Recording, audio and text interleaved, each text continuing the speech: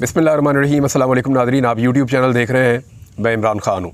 सबसे पहले आज़ाद कश्मीर की बात कर लेते हैं। तीसरा दिन हड़ताल का था वहाँ पे, और 3 दिन हड़ताल की वजह से एक तरह से कारोबारी ज़िंदगी वहाँ पे पूरी तरह मफलूज होकर रह गया आज़ाद कश्मीर में।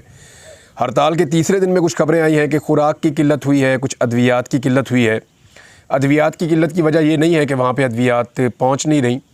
किल्लत की वजह यह है कि मेडिकल स्टोर्स भी नहीं खुले हुए, वो भी बंद हैं, और जो प्राइवेट क्लिनिक्स हैं वो भी बंद हैं। उसकी वजह से लोगों की दवाइयों तक जो रसाई है वो मुमकिन नहीं हो पा रही। खुराक का मामला ये है कि जो सब्ज़ियां हैं, फ्रूट्स हैं, ये रोज़ाना की बुनियाद पे आज़ाद कश्मीर की तरफ जाते हैं पाकिस्तान के मुख्तलिफ़ इलाक़ों से, और वहाँ से भी बहुत सारी चीज़ें पाकिस्तान की तरफ नीचे आती हैं। तो वो गाड़ियाँ फंसी हुई हैं ट्रैफिक बंद होने की वजह से और रुकावटें खड़ी होने की वजह से।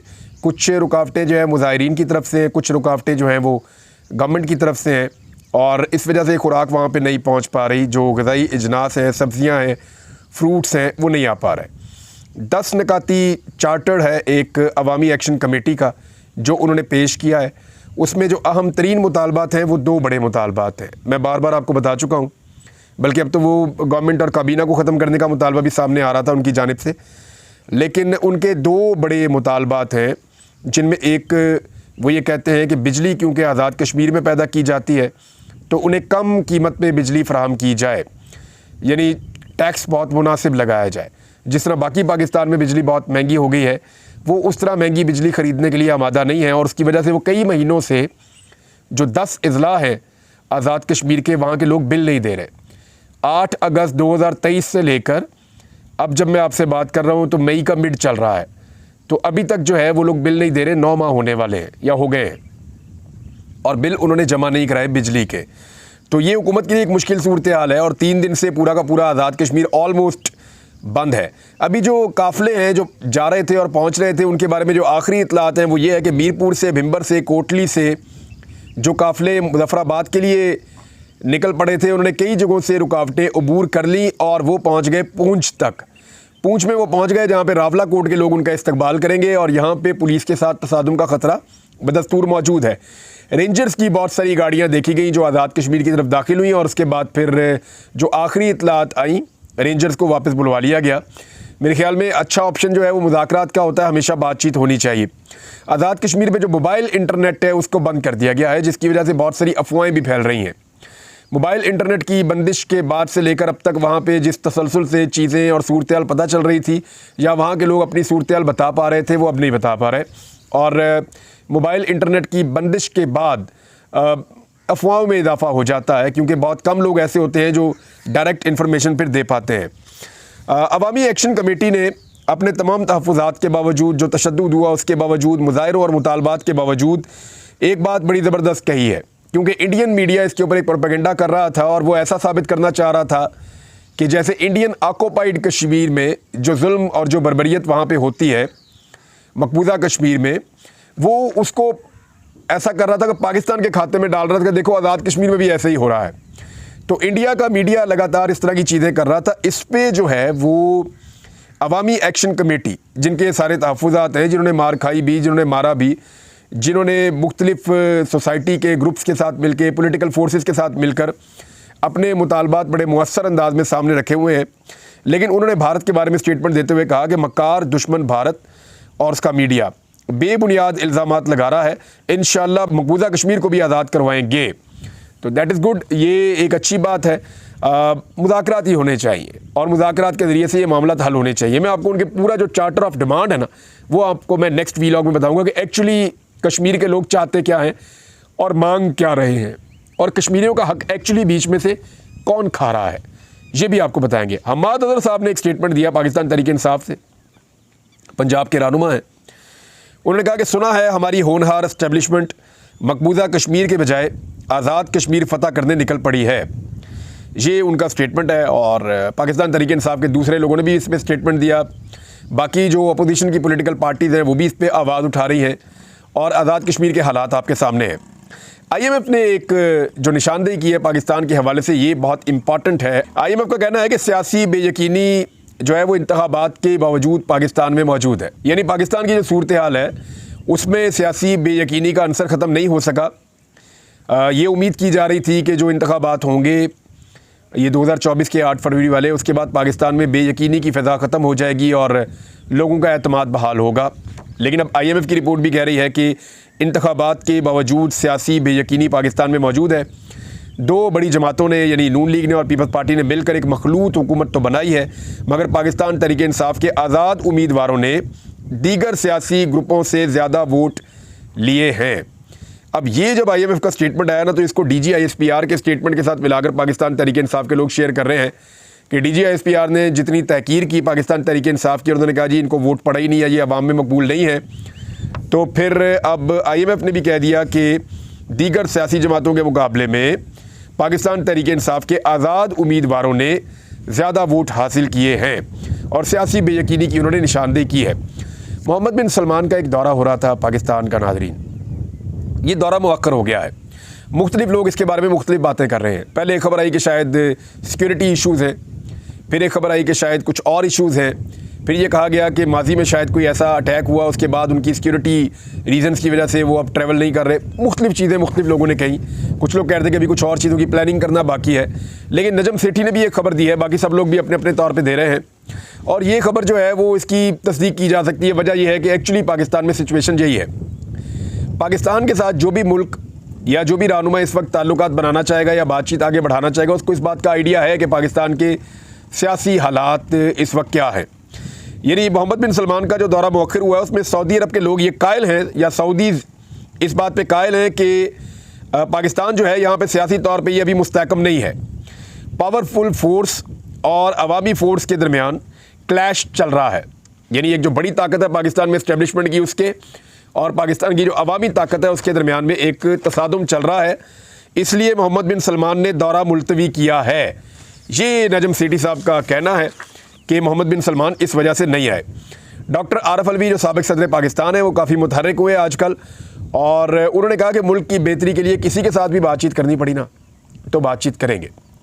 किसी के साथ का मतलब ये है कि किसी के साथ भी करनी पड़ी, चाहे वो पॉलिटिकल पार्टी है, चाहे वो इस्टेब्लिशमेंट है, चाहे कोई भी है, लेकिन वो डील की बात नहीं कर रहे। उन्होंने बार बार कहा कि इमरान खान ना डील करेंगे ना वो करना चाहते हैं। हाँ, वो बातचीत करना चाहते हैं और बातचीत के अंदर भरोसा रखते हैं। जिसके साथ भी बातचीत करना पड़ी वो करेंगे, ये आरिफ अलवी साहब ने कहा। और उन्होंने कहा फार्म 47 वाली ये पार्लियामान है, यानी यहाँ ज़्यादा लोग वो मौजूद हैं जो फार्म 47 के ऊपर आए हुए हैं, और बहुत कम मैंडेट के साथ एक हुकूमत बनी है जो चल रही है।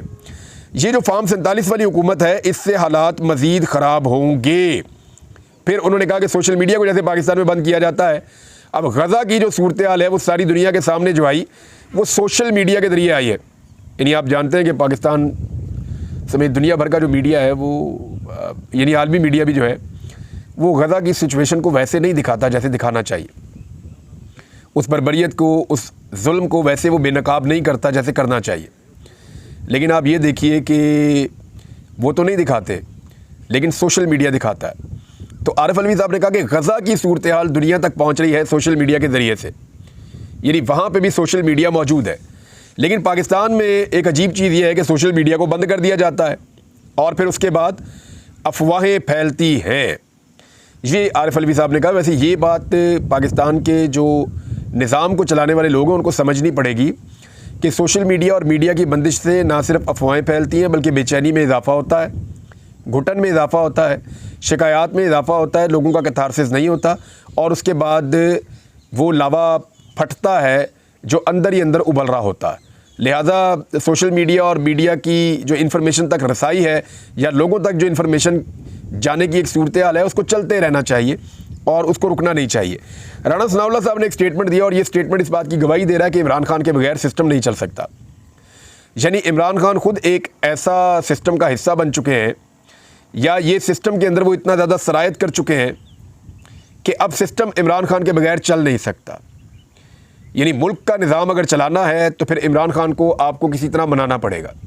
इमरान खान को अगर नहीं मनाएंगे तो मुल्क का निज़ाम नहीं चलेगा, क्योंकि पाकिस्तान के अवाम ये समझते हैं कि मसाइल का हल इमरान खान के पास है, और वो ये भी समझते हैं कि इमरान खान को बेगुनाह जेल में कैद किया गया है।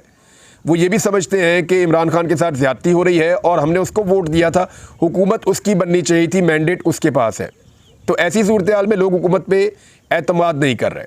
जब तक हुकूमत इमरान खान से सनद नहीं ले लेती या इमरान खान से ठप्पा नहीं लगवा लेती अपनी हुकूमत के वजूद पे, तब तक हुकूमत जो है वो काम नहीं कर पाएगी। ये बात राणा सनाउल्लाह और उनकी पार्टी और वो सब लोग समझते हैं। तो अब वो ऑफरें कर रहे हैं आगे बढ़ बढ़ के, यानी इमरान खान को छोड़ने के लिए तैयार है। वो ये कहते हैं कि ग्रैंड डायलॉग हम करना चाहते हैं, और नून लीग तो इसके लिए इमरान खान को छोड़ने के लिए भी तैयार है। ग्रैंड डायलॉग इस वक्त पाकिस्तान की ज़रूरत है। बिलाशुबा इमरान खान एक हकीकत है, अब ये इन्होंने मान लिया। राणा सनाउल्लाह ने तस्लीम किया। ये पहले ये कहते रहे, ये वही राणा सनाउल्लाह है जो ये कहते थे कि जनाब इमरान खान को कुचलना पड़ेगा, ये फितना है, इमरान खान अगर रहेगा या वो रहेगा या हम रहेंगे। बहुत इन्होंने ऐसी बातें की। लेकिन आज इमरान खान की इस्तकामत, जेल काटने का जो उनका एक हौसला है, उसने इनको तोड़ के रख दिया है। और अब ये लोग भी मानने के लिए तैयार है कि इमरान खान एक रियलिटी है, एक हकीकत है, और उसके साथ आपको बात करनी ही पड़ेगी, जो मर्ज़ी आप कर लें। अगर आपको ये सिस्टम चलाना है, ये निज़ाम चलाना है, तो आपको इमरान खान के पास जाना पड़ेगा, उससे बात करनी पड़ेगी। जब तक आप उसको अपना दुश्मन समझते रहेंगे और उसको दीवार के साथ लगाए रखेंगे, तो वो तो वहाँ पर बैठा रहेगा, लेकिन आप इस निज़ाम को नहीं चला पाएंगे और आप बुरी तरह एक्सपोज हो जाएंगे। लगातार आप नुकसान उठाएंगे, और नुकसान जो है वो खुदा न खास्ता पाकिस्तान का हो रहा है। अब बात यह है कि इमरान खान साहब से बात की कैसे जाए। आरिफ अलवी साहब मौजूद हैं। इमरान खान साहब ने 3 रुकनी एक कमेटी भी बनाई हुई है। लेकिन एक बड़ा सवाल यह है कि राणा सनाउल्लाह ने यह दावा कैसे कर दिया कि इमरान खान की रिहाई के लिए भी तैयार है। यानी राणा सनाउल्लाह, शहबाज शरीफ, ये क्या इमरान खान को छोड़ सकते हैं या इमरान खान को आज़ाद कर सकते हैं? वो तो केसेस के अंदर उनको बंद किया गया है। तो आज राणा सनाउल्लाह के इस बयान ने इस बात की गवाही दी है कि इमरान खान साहब को जिन केसेस में बंद किया गया है, उन केसेस की कोई कानूनी हैसियत नहीं है। यानी वो केसेस कानूनी तौर पे बिल्कुल फारिग हैं। जिस वक्त हुकूमत चाहेगी या जिस वक्त निज़ाम चाहेगा, स्टेबलिशमेंट चाहेगी, उस वक्त इमरान खान साहब रिहा हो जाएंगे, और इन केसेस की कोई कानूनी हैसियत नहीं है। इसी बुनियाद पे राणा सनाउल्लाह साहब ने इतना खुलकर स्टेटमेंट दिया कि इमरान खान साहब को रिहा करने के लिए या उनकी रिहाई के लिए भी हम तैयार हैं। हालांकि वो ये स्टेटमेंट दे ही नहीं सकते अगर इमरान खान कानून के मुताबिक जेल में बंद होते तो। अब ये स्टेटमेंट राणा सनाउल्लाह साहब का ऑन रिकॉर्ड आ गया है। रिकॉर्ड के ऊपर स्टेटमेंट है कि उन्होंने तस्लीम किया कि इमरान खान की रिहाई हम कर सकते हैं, इसलिए कि उसके ऊपर जो केसेस हैं वो तो जाली है। और ये अपने मुंह से राणा सनाउल्लाह कुछ दिन पहले कह भी चुके हैं कि जिस तरह के केसेस इमरान खान साहब के ऊपर बने और चलाए गए, ये सारे फारिग हो जाएंगे अगर कानून के मुताबिक इनके ऊपर फैसले आए तो। अब मुझे ऐसा लगता है कि आने वाले दिनों में इमरान खान साहब इन केसेस से बाइज्जत बरी हो जाएंगे, क्योंकि अदलिया ने स्टैंड ले लिया है, वो काफ़ी हद तक खड़ी हो रही है। अदलिया के खड़े होने पर इमरान खान साहब के केसेस ख़त्म होंगे और वो आज़ाद होकर बाहर आ जाएंगे किसी भी दिन। तो हुकूमत उससे पहले ये चाहती है कि किसी तरह भी कोई मुज़ाकरात का दरवाज़ा खोला जाए और कोई फेस सेविंग इमरान खान से ली जाए। इमरान खान को बहरहाल कोई जल्दी नहीं है, वो अभी भी एस्टीमेट लगा कर अक्टूबर नवंबर का बैठे हुए हैं कि शायद वो जल्दी जेल से बाहर नहीं आएंगे। लेकिन इमरान खान एक हकीकत है, इसको सब ने तस्लीम कर लिया है। वो खुद सिस्टम है और सिस्टम उसके बगैर नहीं चल पा रहा। उमर अयूब खान साहब ने एक निशानदेही की है 9 मई के हवाले से, और ये कैसी पैथेटिक है, आप ज़रा देखें इसको। आपको पूरा जो देखें, 9 मई का एक वकूआ तो हुआ, जो लोग उसके अंदर गुनाहगार हैं उनको सज़ा होनी चाहिए। मैंने ये 9 मई को भी कहा था, जो ज़िम्मेदारान हैं उनको सज़ा होनी चाहिए। लेकिन हुआ क्या, अपने सियासी फ़ायदे के लिए, एक सियासी जमात को तोड़ने के लिए, बाकी सियासी जमातों को ऊपर लाने के लिए 9 मई के वकूए को सियासी तौर पे इस्तेमाल किया गया और बेशुमार बेगुनाहों को फंसा दिया गया। उसकी वजह से सियासी फ़ायदा तो मिल गया, लेकिन 9 मई करने वाले जो लोग हैं उनके केसेस कमज़ोर हो गए, जिन्होंने एक्चुअली किया है।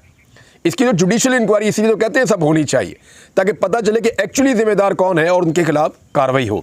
अब उमर अयूब साहब मिसाल दे रहे हैं कि 9 मई को उमर अयूब साहब अपने बारे में कह रहे हैं कि मैं बैक वक्त रावलपिंडी में, अटक में, फैसलाबाद में, लाहौर में, गुजरांवाला में, सरगोदा में, हरीपुर में और मियांवाली में मौजूद था।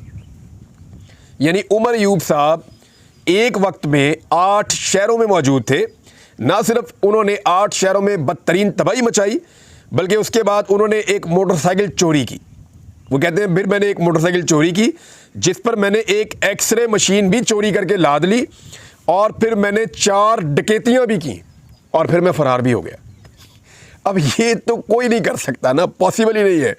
यानी अगले साल जो Guinness book of world record है वो उमर अयूब साहब को देना चाहिए कि क्या ट्रैवलिंग की है आपने। 8 शहरों में भी गए, 4 डकैतियां भी मारी, मोटरसाइकिल भी चोरी की, उसके अलावा आपने एक्सरे मशीन भी मोटरसाइकिल में लाद ली, और फिर आपने 8 शहरों का ट्रैवल भी कर लिया और 8 शहरों में तबाही भी फेर दी। Guinness book of world record में उमर अयूब साहब का नाम आना चाहिए। ये तो अयूब खान से भी ज़्यादा बड़ा कारनामा इन्होंने कर दिया है। एक स्टेटमेंट और है, किसान नाज़रीन अभी तक इंसाफ के लिए तरस गए बेचारे और उनको इंसाफ नहीं मिला। 16 तारीख को अपने धरने का ऐलान कर चुके हैं, लेकिन दानियाल अजीज़ ने एक पोल खोला। उन्होंने कहा जी 2013 में भी गंदम का एक बहरान आया था। अगर आप 2013 की खबरें निकाल के पढ़े ना तो आपको गंदम का बहरान बिल्कुल नज़र आएगा। उन्होंने कि 2013 में भी गंदम का एक बहरान आया था, हमने इसके ऊपर इंक्वायरी की थी और जब इंक्वायरी की थी तो बहुत कुछ खुल गया था। लेकिन नून लीग ऐसी करप्शन में हमेशा इन्वॉल्व रहती है और उस वक्त भी नवाज शरीफ की हुकूमत ने उस रिपोर्ट को, जो हमने इंक्वायरी रिपोर्ट बनाई थी, उसको दबा दिया था। ये इनका वतीरा है। अब तक के लिए इतना ही। अपना ख्याल रखिएगा, अपने इस चैनल का भी। अल्लाह हाफ़िज़।